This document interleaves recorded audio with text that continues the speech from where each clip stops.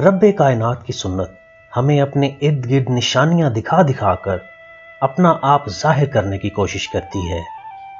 घूमते सैयारे, फैलती कहकशाएं, लरजते एटमी ज़र्रात, बहती नदियां, समुद्री जवार भाटे, मकनातीसी मैदान की बदलती गूंजती लहरें।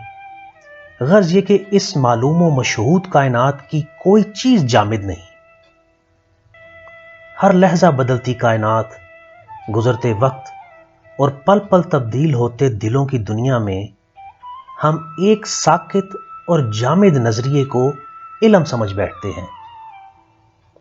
जो लोग साइंस में किसी भी बात को हरफे आखिर समझे बैठे हैं, या जो लोग मजहब की किसी एक ही तशरीह पर मुसर हैं, दोनों एक जामिद और मतरूक इल्म पर बजिद हैं। साइंस के असली शनावर हर पल मान रहे हैं कि इस कायनात का हर असूल अपने साथ एक तहय्युर, एक राज और एक इस्तिस्ना लेकर चलता है। तो एक ऐसे दीन जो सब जमानों के लिए हो, उसके शारे महज एक जमाने तक महदूद कैसे रह सकते हैं? एक ऐसा नबी सल्लल्लाहु अलैहि वसल्लम जो इल्म की मेराज तक पहुंचा हो, उसके पैरोकार कायनाती असूलों की तरफ से मुंह मोड़कर तख्ता-ए हकीकत पर लिखी इबारत कैसे पढ़ सकते हैं?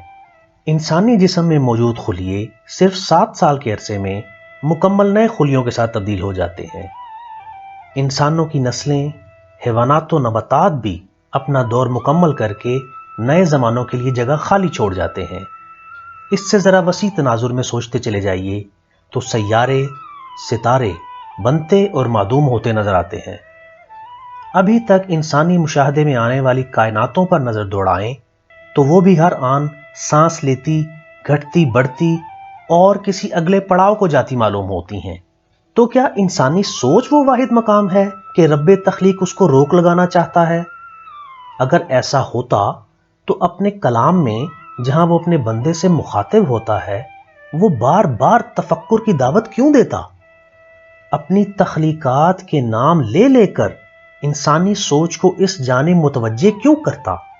सोचते जाइए और गौर व फिक्र करते जाइए कि आपको और इस कायनात को बनाने वाला रब आपको सोचने की दावत दे रहा है।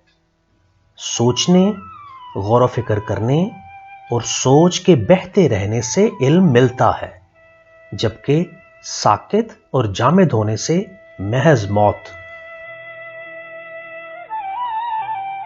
जिंदगी की ऐसी छोटी छोटी खुशियों और दुखों की बातें सुनने के लिए मेरा चैनल को सब्सक्राइब कर लीजिए, ताकि हम मज़ीद ऐसी कई दिलचस्प और सबक आमोज़ बातें आपसे शेयर कर सकें।